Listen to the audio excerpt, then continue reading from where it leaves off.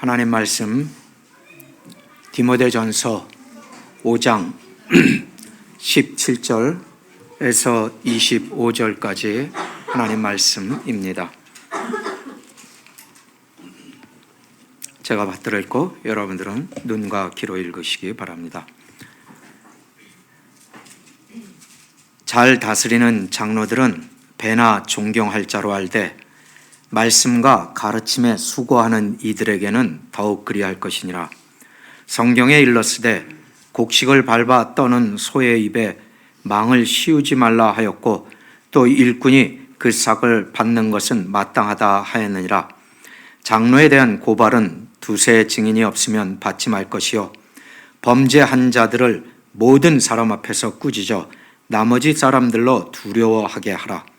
하나님과 그리스도 예수와 택하심을 받은 천사들 앞에서 내가 엄히 명하노니 너는 편견이 없이 이것들을 지켜 아무 일도 불공평하게 하지 말며 아무에게나 경솔히 안수하지 말고 다른 사람의 죄에 간섭하지 말며 네 자신을 지켜 정결하게 하라.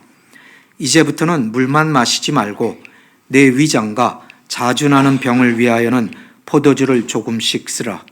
어떤 사람들의 죄는 밝히 드러나 먼저 심판에 나아가고 어떤 사람들의 죄는 그 뒤를 따르나니 이와 같이 선행도 밝히 드러나고 그렇지 아니한 것도 숨길 수 없느니라. 아멘. 기도합니다. 아버지 하나님, 우리는 말씀대로가 얼마나 힘들고 때로는 고통스러우며 얼마나 어려운 일인지 살아오는 동안 그리스도인으로 산다는 것이 힘든 일인 것을 알기에 오늘 하나님의 말씀을 또한 더욱 조심스럽게 받습니다. 우리의 삶에서 먼저 나의 삶의 죄를 찾아보게 하시고 날마다 하나님 앞에 정직한 자로 서게 하옵소서. 그것이 교회의 덕이 될 것이요 그것이 교회가 교회되게 하시는 것이오니 오직 이로써 우리 주 예수 그리스도의 말씀하시고 우리에게 부탁하신 모든 것을 능히 지켜 행해 나가는 종의 모습, 제자들의 모습이 일어나게 하옵소서. 감사하여 우리 주 예수 그리스도 이름으로 기도했습니다. 아멘. 오늘은 디모데전서 5장의 마지막 절까지를 공부합니다.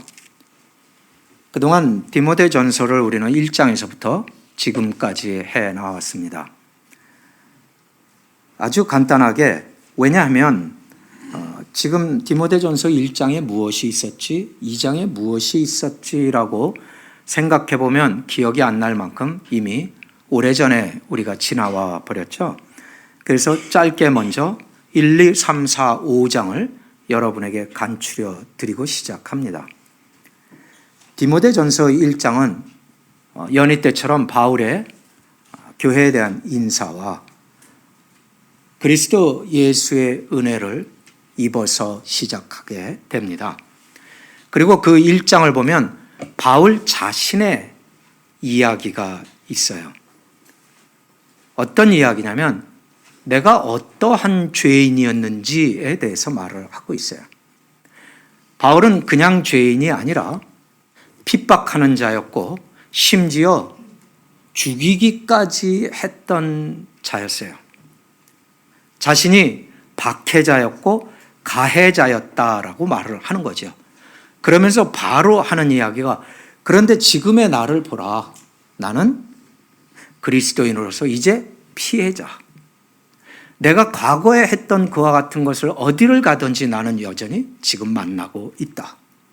근데 그냥 피해를 입는 것에 대해서 이야기를 하는 것이 아니라 그럼에도 불구하고 나는 피해자로 생각하지 않는다. 왜냐하면 나는 교회를 지키는 자, 교회를 말씀으로 인도하는 자, 하나님의 뜻을 따라가며 종으로 살고 있는 자, 그것이 1장의 이야기예요. 한때는 이렇게 살았는데 지금은 나는 이렇다. 그러면서 바로 2장에 따라 나오는 것은 그리스도가 어떤 분이신지에 대해서 한두 문장으로 간략하게 정확하게 이야기를 하고 있어요. 이 디모데 전 후서는 에베소 교회에게 에베소 교회의 문제를, 그 교회의 이야기들을 해나가는데 이렇게 1장을 자기의 이야기로 시작을 하고 2장에 가서 그리스도의 이야기를 다시 언급하면서 바로 에덴 동산에서 있었던 아담과 이브의 타락의 시작을 이야기하고 있어요. 이유는 죄 때문이에요. 자기가 죄인이었음을 이야기하면서 2장에서는 그 죄가 어떻게 시작했는지를 다시 기억을 시켜줘요. 그리고 그 죄가 아담으로부터 시작된 것이 아니라 이브로부터 시작되면서 하나님의 창조의 질서가 어떻게 어지럽게 되었는지를 이야기를 해줘요. 거기에서 여자와 남자, 남자와 여자에 대한 이야기를 하면서 질서가 어떻게 파괴가 되었는지를, 그리고 3장으로 넘어가요.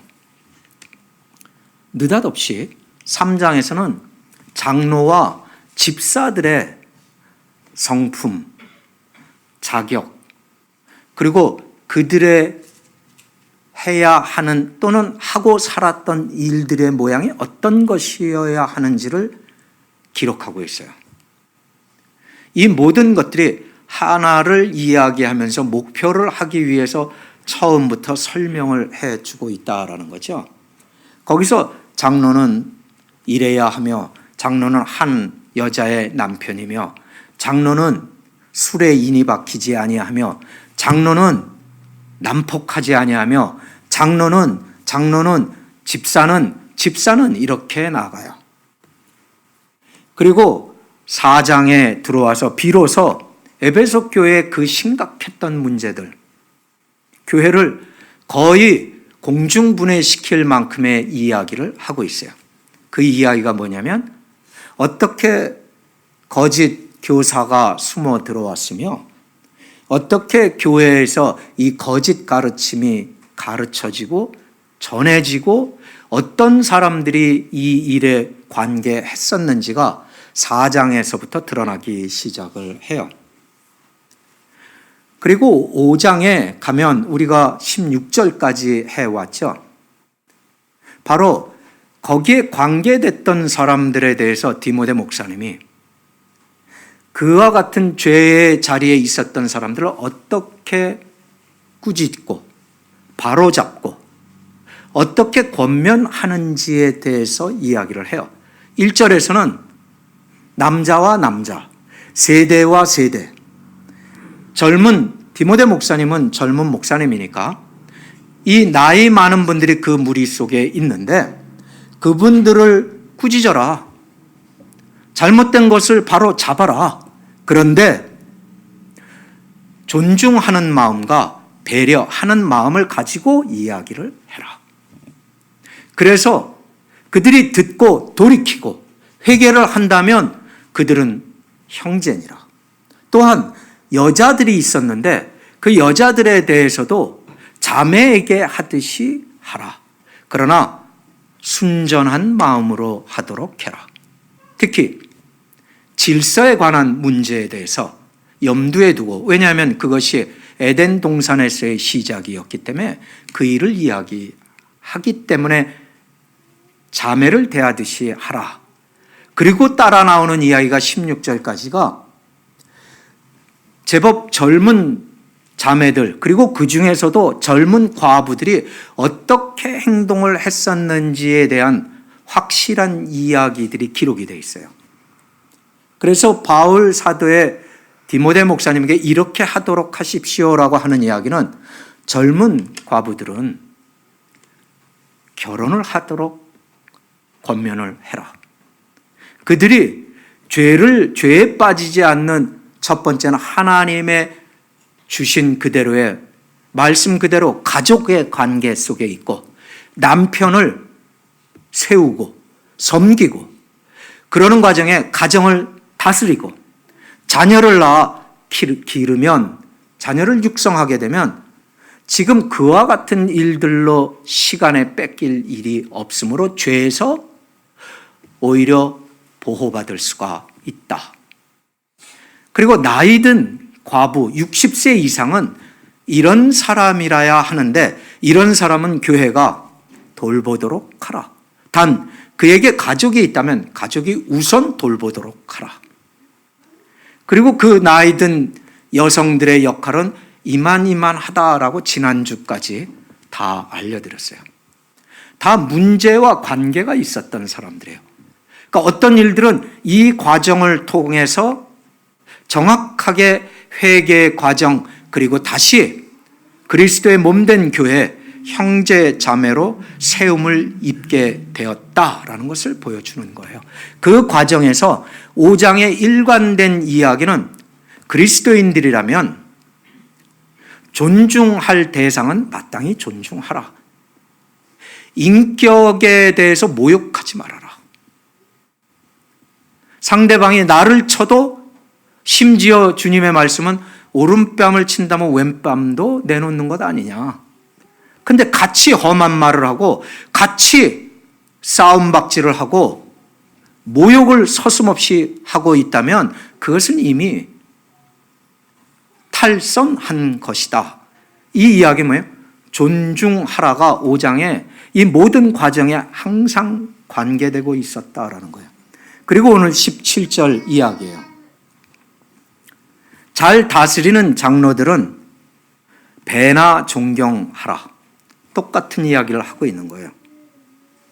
모든 장로로 세움 입은 사람들은 교회 지도자들이에요. 교회 지도자들은 그 직분에 있는 것만으로 존중을 받아야 한다라는 뜻이에요. 그리고 그 밑에 따라 나오는 말씀은 그런데 말씀과 가르침에 수고하는 이들에겐 더욱 그렇게 하도록 하라. 18절에 성경에 일렀으되 신명기에 곡식을 밟아 떠는 소의 입에 망을 씌우지 말라 하였고 또 일꾼이 그 삭을 받는 것은 마땅하다 하였느니라. 이것은 디모데 목사님한테 쓰고 있는 것처럼 목사 장로에 대한 이야기예요. 교회를 인도하고 말씀으로 수고하고 끊임없이 가르치는 자. 그것은 마치 신명기에 나와 있는 것처럼 신명기에서 이야기하는 것은 처음부터 이 이야기를 하고 있어요. 어떤 이야기를 하냐면 밭에 추수를 다 했는데 추수한 곡식을 늘어놓으면 예전에는 고대 중근동 사회에서는 그렇게 했는 모양이에요. 소가 그 깔아놓은 곡식을 계속 맴도는 거죠. 그러면서 겨에서부터 알곡이 분리가 되는 거예요. 소의 발의 생김새가 그런 것을 도와주는 거죠.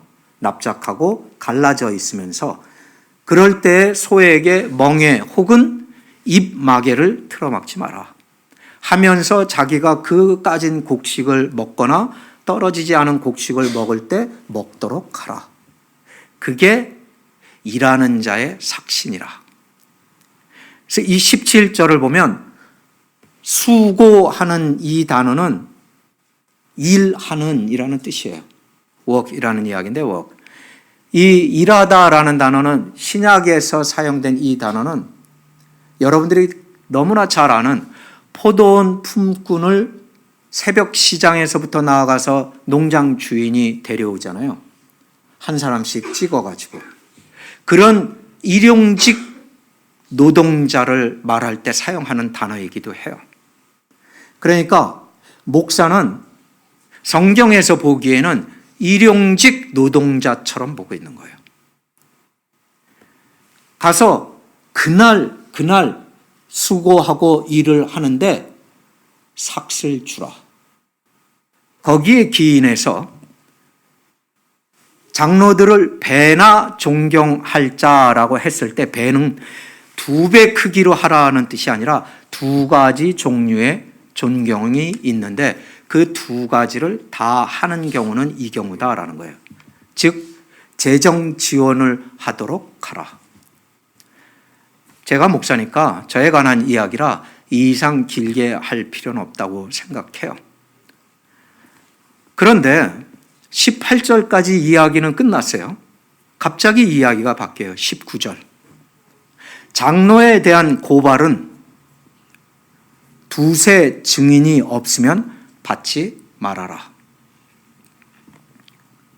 범죄한 자들은 모든 사람 앞에서 꾸짖어 나머지 사람들로 두려워하게 하라. 4장, 5장을 오면서 어떤 이야기들을 했어요? 이 이단의 가르침에 관련된 사람들, 에베소 교회의 장로들 중에 어떤 사람들도 관련이 있었다라는 뜻이에요. 그래서 그 장로를 고소 고발할 때 장로에게는, 그리고 다른 모든 어떤 사람들에게도 한 사람이 주장해서 하는 것은 받아들여지지 않는다. 한 사람일지라도 그것이 완전한 사실의 기인이 돼서 그 사실이 또 다른 어떤 개인들의 증언이 더해진다면 그때 그 고발은 가하다라는 거죠. 여기에서 우리는 주님이 하신 말씀, 그리고 사도 바울이 지금 디모데 목사님에게 이렇게 하라라고 지시하며 가르쳐주는 이 말씀이 과연 일치하는가를 봐야 되죠. 마태복음 18장 15절에서 20절까지 말씀을 읽도록 합니다. 15절에 내 형제가 죄를 범했다. 그러면 가서 너와 그 사람과 1대1만 프라이빗하게 상대해서 권하라. 들으면 너의 형제를 잃었던 형제를 얻은 것이다. 들었다는 이야기는 듣고 인정하고 회개했다라는 뜻이에요. 그런데 만일 그 이야기를 거부하고 듣지 않으면 한두 사람을 데리고 가서 두세 증인의 입으로 이 모든 것을 하나씩 하나씩 증거하게 하라. 이렇게 되면 이제 공적으로, 개인에서 공적으로 교회 전체의 문제로 옮겨간다. 그리고 17절에 만일 그들의 말도 듣지 않거든, 이건 교회의 정확한 이 밟아나가는 수순이에요. 원래 그들의 말도 듣지 않거든 교회 앞에서 말하라. 지금 이 경우가 오늘 19절과 20절에 대한 디모데전서 5장 19절과 20절에 해당되는 말씀이에요. 17절이 만일 다른 장로님들 그리고 디모데 목사님의 이야기를 듣지 않았다면 이제 교회 앞에 세워라. 이게 권징이에요. 이게 디시플린이라고 이야기를 하는 거예요. 교회 말도 듣지 않으면 어떻게 하느냐? 이방인과 세리와 같이 여기라. 즉 교회에서 나가도록 하라. 교회 앞에 세웠는데 섰다는 이야기는 인정했습니다. 그 뜻이에요. 어떤 죄를 지었을지라도 그걸 인정하고 회개했다면 잃어버린 형제를 네가 다시 얻은 것이다. 그러므로 그 사람은 너의 형제니라. 그 말인데 듣지 않았다. 그러면 내쳐라. 그리고 18절 넘어가요. 진실로 너희에게 이르노니, 주님이 말씀하시는 거죠. 무엇이든지 너희가 땅에서 매면 하늘에서도 매인다. 무엇이든지 땅에서 풀면 하늘에서도 풀린다. 19절에 그래서 마태복음 18장 19절 말씀을 계속해드려요. 그러므로 누구든지 두세 사람이 진실로 너희 중에 두 사람이 땅에서 합심하여 무엇이든지 구하면 하늘에 계신 내 아버지께서 그들을 위해서 이루게 하시리라.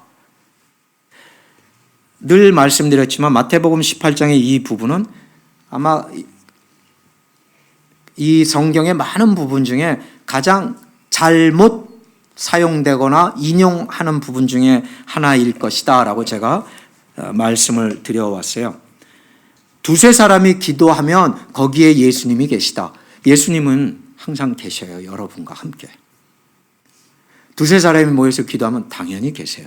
근데 지금 이 이야기는 그러한 일상 혹은 평시에 했던 이야기를 하는 게 아니라 지금 이야기가 내려오는 중, 즉 이와 같은 문제, 죄의 발생 시 이 죄를 어떻게 처리할 것인지의 과정 중에서 일어났을 때 그 두세 사람이 합심해서 기도하면 하늘에 계신 아버지께서 그들을 위하여 이루시게 하는데 어떻게 이루시게 하느냐면 20절 두세 사람이 내 이름으로 모인 그곳에 내가 있느니라.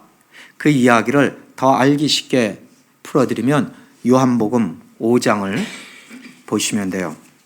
요한복음 5장 22절. 원래 이 콘텍스트를 다 읽으면 좋겠지만 여러분들이 나중에 다시 가셔서 처음부터 끝까지 읽으시기 바라고. 5장 22절 말씀. 아버지께서는 아무도 심판하지 않으신다. 여러분, 심판 보좌는 하나님이 앉아서 하시지 않아요. 왜냐하면 심판을 다 아들에게 맡기셨다. 27절. 또 아들 인자됨으로 말미암아 인자에게 심판하는 권한을 주셨느니라. 그리고 다시 디모데전서 오늘 하나님 주신 말씀으로 돌아가면 21절 5장 21절 하나님과 그리스도 예수와 택하심을 받은 천사들 앞에서 바울 사도는 주님이 가르쳐 주신 말씀을 정확하게 여기에서 사용을 하고 있어요. 하나님과 그리스도 예수와 택함을 받은 천사들, 천사 다라고 안 했어요. 택함을 받은 천사들 앞에서 바울 사도가 지금 그 앞에서 자기가 명령을 하는 거라고 말을 해요. 너는 godly way, 편견 없이 이것들을 지켜 아무 일도 불공평하게 하지 말며. 누구에게 하는 말씀이에요? 젊은 디모데 목사님에게 하는 말씀이에요. 왜냐하면 이와 같이 거짓 이단에 빠져 이단의 것 그리고 교회를 흔드는 중심에 있었던 이 장로님들을 치리할 때 내가 심판 보좌에 앉아 있으니, 주님이 심판 보좌에 앉아 있으니 너는 이것을 하도록 하라. 그러면 디모데 목사님은 아직 젊으시니까 이걸 몰랐을 수도 있어요. 아니면 알았을 수도 있어요. 그러면 왜 바울 사도는 디모데 목사님에게 새삼 이렇게 강조해서 이것을 말씀하셨나? 우리가 얻을 수 있는 것은 에베소와 디모데서 그리고 사도행전에서 잠깐 나타나는 디모데의 성품을 들여다볼 수 있는 것, 그리고 더하기 하나가 더 있는데 디모데 목사님의 이름이에요. 디모데 목사님의 이름 티모디라는 원래 어원인 헬라어 이 티모데우스는 소심함이에요. 디모데 목사님은 좀 소심한 성격이에요. 소심하기 때문에 사실 남이 싫어하는 거 하기 싫어해요. 그 사람의 죄가 있는데 가서 당신 죄 있습니다 라고 딱 목사로서 가감 없이 정직하게 얘기를 해야 되는데 그런 이야기하는 게 마음에 걸리는 분이에요.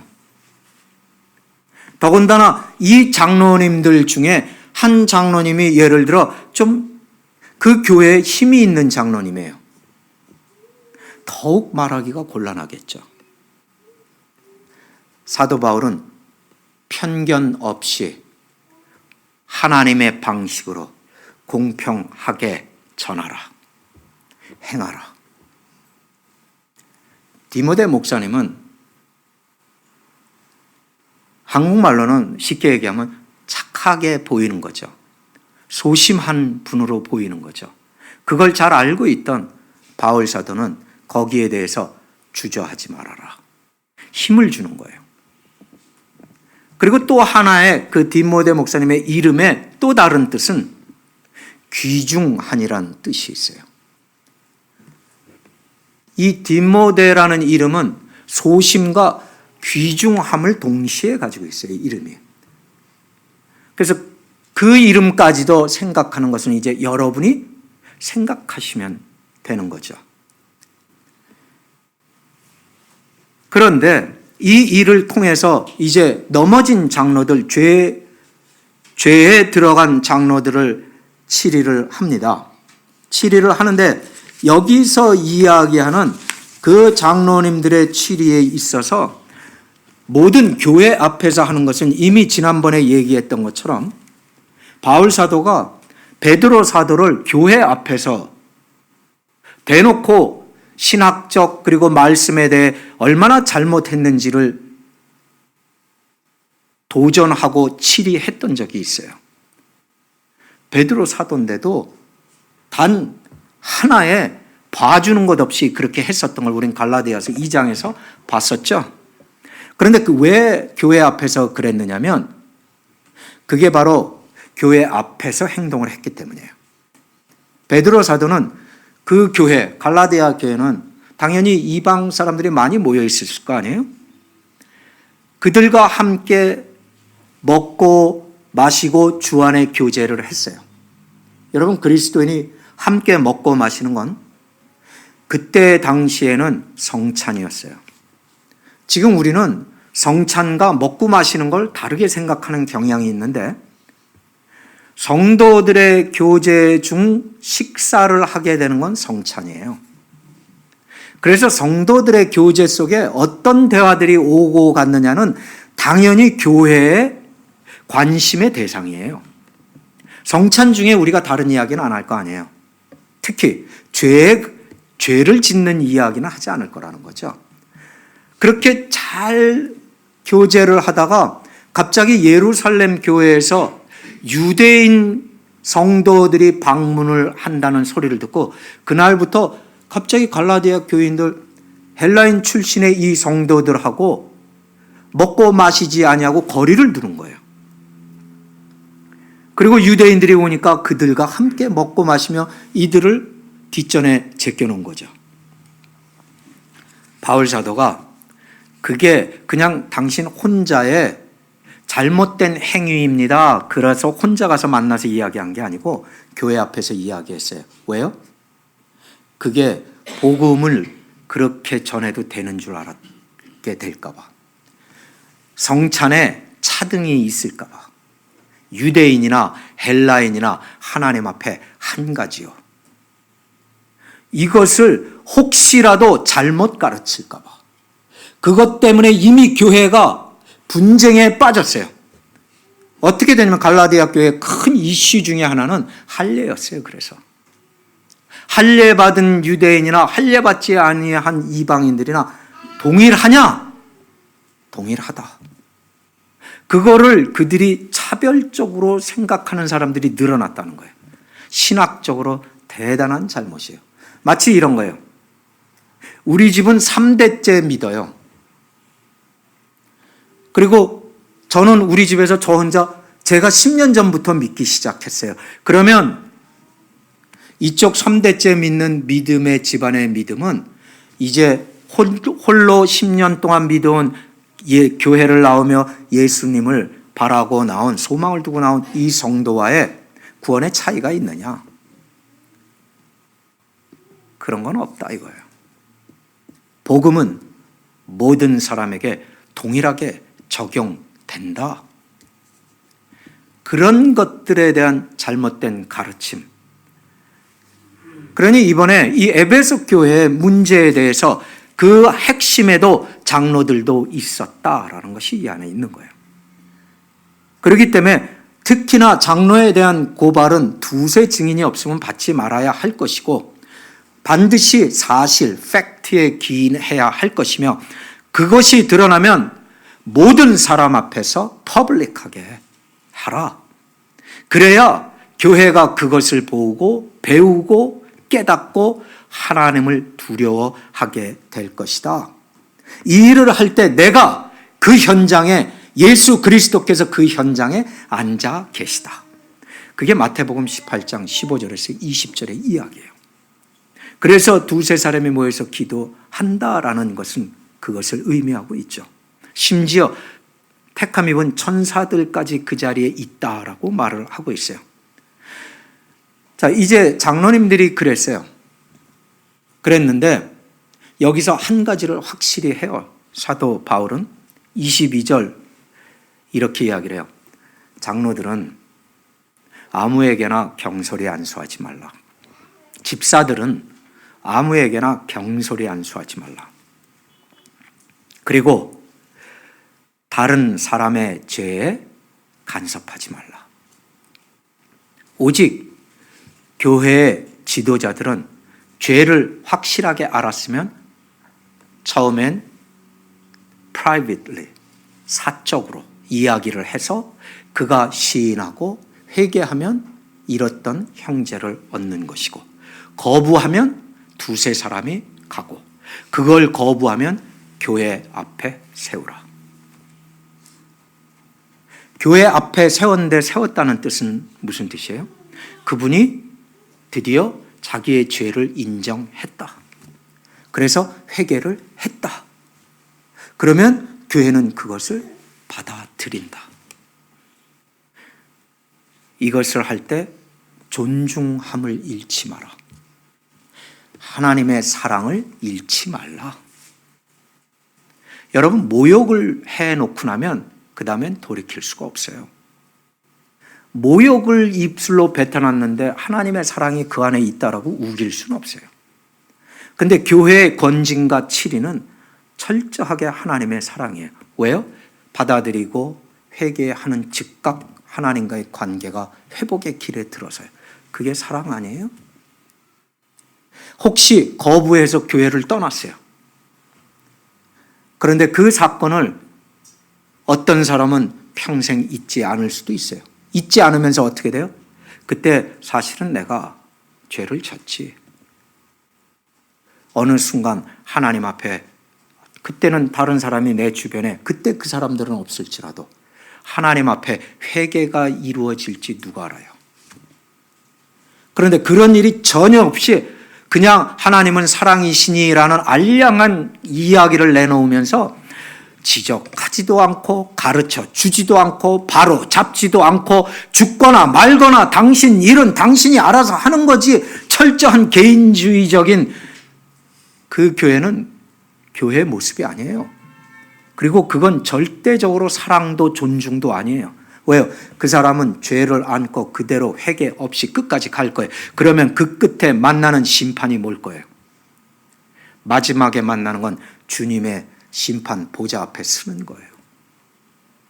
그건 사랑이 아니에요. 그건 그 교회는 사랑으로 대한 게 아니에요. 그 사람을. 그러면 예수 그리스도의 이야기는 뭐예요? 되겠느냐? 가서 얘기했는데 받아들이더냐? 그러면 무조건 받아주라. 회개했냐? 그러면 무조건 받아주라. 살인자도 받아주지 않느냐? 라고 이야기를 하는 거예요. 그러면서 갑자기 엉뚱한 말씀을 해요. 이 장로들을 세울 때는 그래서 철저하게 장로들의 죄 중에 세 가지는 반드시 회중 앞에 서야 되는 죄가 있어요. 개인적으로 끝나지 못하는 죄가 있어요. 왜냐하면 이 이유 때문에 그래요. 장로 안수 집사의 성품 그리고 행위의 특징 중에 첫 번째 눈에 띄는 게 그거죠. 한 여자의 남편. 그런데 자기 아내를 배신하고 자기 아내를 버리거나 딴짓을 한 장로와 집사가 있다. 이 사람은 반드시 회중 앞에 세우라. 왜냐? 사람들이 보면 다 알아요. 그게 쉬쉬해서 되지 않는다는 거예요. 결국은 드러난다는 거예요. 두 번째가 디모데전서 3장에 나와 있는 거예요. 이건 다요. 다시 한번 여러분에게 얘기해 드리는 거예요. 두 번째가 술에 취하지 말라. 술 마신 거는 숨길 수가 없어요. 다 봤거든요. 그래서 23절이 불쑥 튀어나와요. 23절이 뭐냐면 디모데 목사님에게 이렇게 쭉 말씀을 해놓고는 바울 사도가 이렇게 말하는 거죠. 이제부터 물만 마시지 말고 내 위장병에 그 자주 나는 탈을 위해서 포도주를 조금씩 쓰라. 장로들이 죄를 짓는 것 중에 술 취하고 술에 인이 박히는 거거든요. 그래서 그 경우는 교회 앞에 서야 되는데 그런 것들 때문에 디모데 목사님은 포도주를, 그쪽은 지중해 지역이니까 그들은 지금도 그러잖아요. 식사 때 포도주를 마시지요. 조금씩 다 마시죠. 그런데 포도주 한 입도 입에 대질 않는 거예요. 자기에게 위장병이 있는데도 불구하고. 그래서 디모데 목사님이에요. 성격이 소심하잖아요. 이 예민 장을 가지고 있다는 거예요. 예민한 장. 예민한 위장, 예민한 대장. 그래서 늘 배가 아프고 소화가 안 되는 거죠. 그럴 경우에 네가 건강한 것도 하나님 앞에 종으로서 사역을 하는 데 있어서 건강을 지키는 것도 너의 할 일이다. 마셔라. 마시지 넘어가지 않아야 할 것은 술에 취하고 인박히지 않는 것이지 않느냐. 그래서 느닷없이 왜 이 말씀을 여기서 했지? 그래서 우리가 갑자기 놓치는 경우가 생겨요. 근데 그렇지가 않아요. 거기에 생각하고 디모데 목사님은 내가 한 잔이라도 마시면 성도들이 보고 또 넘어질라. 그래서 한 잔도 안 마셨다는 거예요. 왜요? 순전하게 자기를 하나님 앞에 지키려고. 그런데 바울 사도는 다르게 이야기하는 거예요. 너의 순전함을 보이려면 너의 건강도 관리하라. 다른 말로 목사들의 사생활, 일상생활은 유리집에 사는 것처럼 모든 사람에게 보인다라는 거예요. 그리고 모든 사람들이 그걸 관심을 가지고 있어요. 심지어 목사에게만 그런 것이 아니라 목사의 아내, 목사의 자녀들에게까지도 똑같은 것을 기대하죠. 거기에 대해서는 더 이상 얘기하지는 않겠어요. 왜냐하면 제가 얘기하는 것은 사실 거북한 주제이기 때문에. 그런데 이 모든 것들이 바울 사도의 이야기에 이 주어진 것들을 보면 그렇게 내려가고 있습니다. 두 번째를 이야기했었죠. 장로님들이 죄를 지었을 때 교회 앞에 서는 세 가지 죄 중에 세 번째 거. 폭력적인 장로는 반드시 교회 앞에 세워야 돼요. 그리고 자기 분노를 절제하지 못하는 장로 앞에 세워야 돼요. 그리고 탐욕스러운 장로, 물질에 탐욕스럽고 명예의 욕으로 탐욕스럽고 돈에 탐욕스러운 자들은 세워라. 그리고 반드시 세워야 되는 포함이 뭐예요? 거짓 교리, 거짓 말씀을 가르치는 자는 세워라. 그들까지도 세워요. 세웠다는 이야기는 그들이 다 인정하고 하나하나 회개한다는 뜻이에요. 이건 뭐예요? 장로와 집사들은 집 안에서 그리고 밖에서가 같아 같아야 된다라는 뜻이에요. 같아야 된다. 그래서 23절, 24절, 5절 말씀이 나와요. 24절을 보면 어떤 사람들의 죄는 먼저 드러난다. 장로를 세우려고 이제 앞으로 또 장로를 세울 것 아니냐? 그러면 반드시 유념해라. 장로들은 1년 지켜봐서 3년 지켜봐서 세우면 안 된다. 아주 오랜 시간들을 지켜보고 그의 성품을 파악하고 이와 같은 증거 24절. 왜냐하면 어떤 사람들의 죄는 그 사람이 자기 입으로 말하기 전에 먼저 드러나 버리는 죄도 있지만 그래서 심판에 나가지만 어떤 사람들은 아주 은밀히 지었기 때문에 시간이 지나면 그 죄가 뒤따라와 가지고 나중에 밝혀지는 것이 있다. 그러니 서둘지 않도록 하라. 마찬가지로 자격 있는 장로들에도 이런 차이는 있다. 어떤 장로는 선행을 했는데 그게 먼저 드러날 수도 있다. 그런데 어떤 장로는 선행을 많이 했는데 드러나지 않고 있다가 나중에 혹은 죽고 난 다음에 드러날 수도 있다. 그러니 장로 집사를 세울 때에는 시간을 갖도록 해라. 3년, 5년 증거들이 모이고 그것이 확인이 되면 하도록 하라. 여러분, 이 이야기는 뭐예요? 교회 지도자들은 도덕성이 있어야 된다. 그런데 그 인테그리티가 도덕성이 완전함을 의지하지는 않아요. 여러분 주변에 완전한 사람은 없어요. 완전한 도덕성은 없어요. 완전에 가까운 도덕성을 향해 간다는 건 성경적인 언어로 뭐냐면 거룩해져 가는 거예요. 그리고 완전을 요구하지 않는 이유는 한 가지 때문이에요. 사람으로서 완전하신 분은 딱 한 분이에요. 예수 그리스도.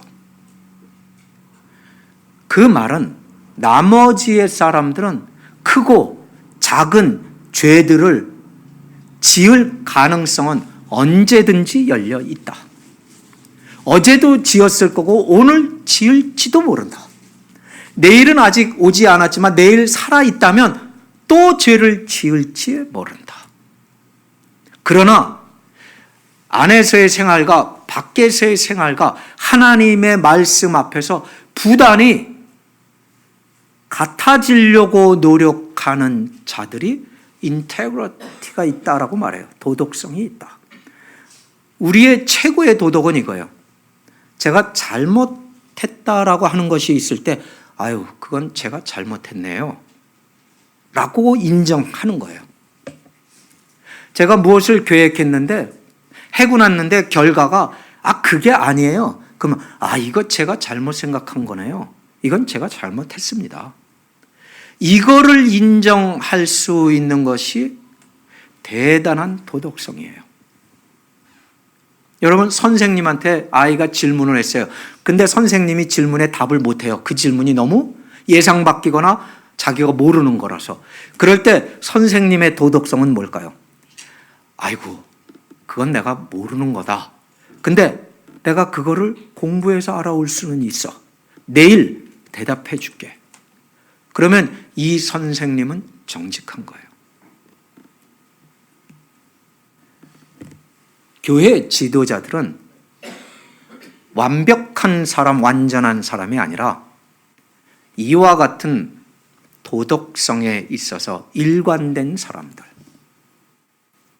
겉으로 드러났을 때도 일관된 사람들. 적어도 일관된 길을 걸어가려고 하는 사람들. 그러니까 장로님들이 돈을 많이 벌어야 된다든지 이런 조건들은 성경은 반대죠. 그리드 하면 안 돼요. 탐욕스러우면 안 돼요. 인박히면 안 돼요. 그것이 어떤 것이든. 그러나 그들은 가르치기를 잘해야 돼요. 그들은 죄에 대해서 민감해야 돼요. 그리고 그들은 그런 일들 때문에 기도하는 자들이라야 돼요. 장로 세움을 입고 안수집사 세움을 입고 어느 때부터 기도가 멀어지기 시작해요. 어느 때부터 말씀이 멀어지기 시작해요. 자꾸 이런저런 죄가 많이 생각이 나요. 그러면 심각하게 생각해야 돼요. 자기 스스로. 당연히 목사님은 더 2배나 그리 해야겠죠.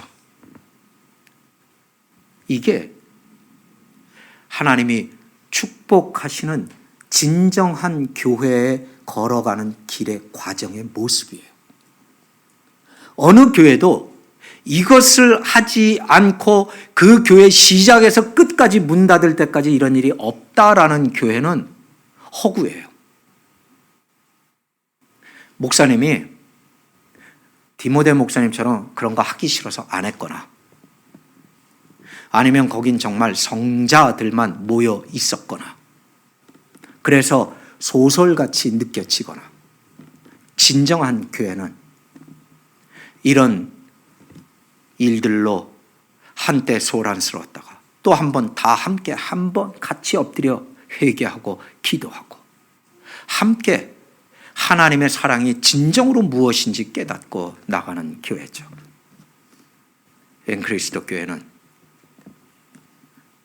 어제보다 오늘이 중요해요. 그리고 오늘을 살고 나면 내일은 오늘보다 더 중요해질 거예요. 우린 다 부족해요. 우린 다 죄인의 자리에서 언제나 완전히 비켜서기 어려워요. 죽는 날까지. 그러나 한 가지 다른 건 이 교회가 진정으로 예수님의 교회냐? 그러면 이런 일들이 일어날 것이다. 사탄은 반드시 이 사이에 끼어들 것이다. 사탄이 끼어들 때는 미련스럽게 거짓말로만 가지고 끼어들지 않죠? 에덴 동산의 사건은 사탄의 끼어듦이죠. 어떻게 해요? 진실과 거짓을 적당히 버무려서 들어오죠. 예수님의 광야에서 40일간의 시험에서 예수님의 싸움은 뭐였어요? 사탄과의 하나님 말씀의 진리에 대한 싸움이었죠. 사탄은 언제든지 그런 척하면서 말씀인 척하면서 그리스도인의 일인 것처럼 하면서 끼어들어요. 여러분은 깨어서 지키시고 그 일들에 대해서 장로, 집사님들은 깨어서 이와 같은 위험에 빠졌거나 빠질 수 있거나 빠져가는 상황이 발생하면 즉각적으로 하나님 앞에 나아가고 그리고 영적인 지도자로서의 그동안 준비한 모든 진리의 일꾼으로서 부끄러움 없어야만 한다라는 거죠.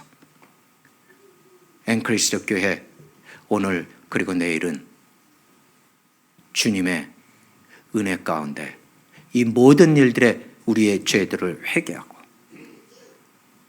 하나님의 자녀들로 다시 그리고 매일 세움을 입는 교회가 되기를 주님의 이름으로 축원합니다. 기도합니다. 아버지 하나님, 오늘 잠잠히 여호와 앞에 진심으로 전심으로 엎드린 하나님의 택함 입은 백성들을 보시고 저들의 심령 깊숙이 감추어 놨던 죄가 쏟아져 나오게 하시고 하나님 앞에 자복하는 역사 일어나게 하시고 고백하는 심령들이 드러나게 하사 심판의 그 모든 일들을 비껴가게 하시되 오히려 주님으로부터 너의 죄로 인하여 내가 죽었노라 하는 그 은혜의 음성을 다시 듣는 하루 되게 하여 주시옵소서. 오늘 하루에 그치지 아니하고 내일 또 내일 우리는 이 길에서 떨어지지 아니하도록 날마다 주님 보좌 앞에 나아가 우리의 부족함을 내놓게 하옵소서. 엔그리스도 교회, 그리고 이 교회를 지키라고 세움 입은 모든 자들에게 또한 하나님 성령의 기름 부으심이 있게 하시고 하나님의 말씀의 권세를 허락하사 이 믿음의 성도들이 끝까지 믿음의 경주를 마칠 때까지 그 선봉에서 달리게 하옵소서. 바울의 고백이 우리의 고백이 되어 믿음의 경주를 끝까지 마쳤노라는 이 놀라운 엔그리스도 교회 성도의 하나 같은 고백으로 끝나게 하옵소서. 감사하며 우리 주 예수 그리스도 이름으로 기도했습니다. 아멘.